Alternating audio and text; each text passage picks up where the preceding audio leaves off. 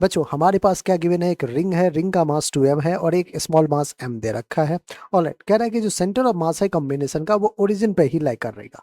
अगर ओरिजिन पे लाई करेगा तो x सेंटर ऑफ मास क्या हो जाएगा बच्चों, 0। अब आते हैं क्या y सेंटर ऑफ मास भी होगा। बच्चों एक बार सिमेट्री फाइंड कर लेते हैं। ये जो हमारा मास है वो भी x एक्सिस पे लाई कर रहा है।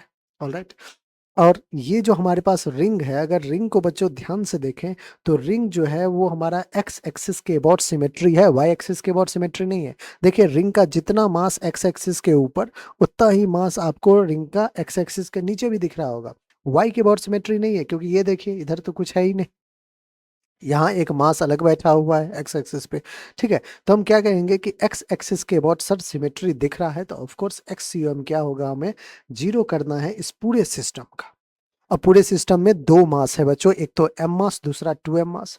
और बच्चों अब ध्यान से याद कीजिएगा आप, जब हमने रिंग का डेरिवेशन किया था तो रिंग का जो सेंटर ऑफ मास आता है वो 2r/π पे आता है।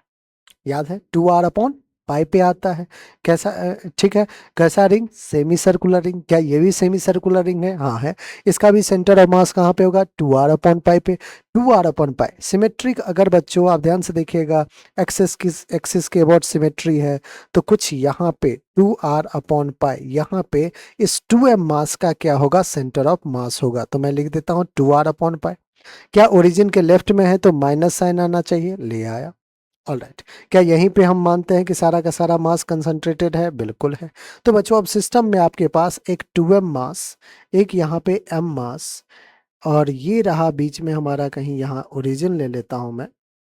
कह रहा है कि जो सेंटर ऑफ मास है इस सिस्टम का वो यहीं पे लाई कर रहा है।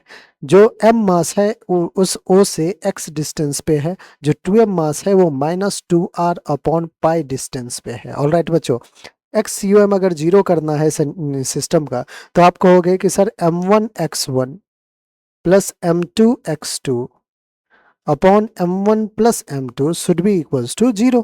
अगर सेंटर ऑफ मास ओरिजिन पे लाई कर रहा है मतलब 0 पे। बच्चों m1 प्लस m2 उस साइड जाके 0 हो जाएगा।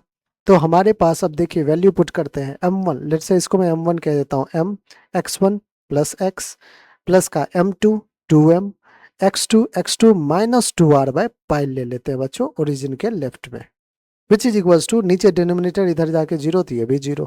सो बच्चों mx is equals two plus minus minus उधर जाके प्लस, 2 2 जा 4 mr/π। मास ने मास को कैंसिल आउट किया तो x की वैल्यू कितना आ गया बच्चों, 4r/π। यही हमारा बिल्कुल करेक्ट आंसर है। ऑलराइट।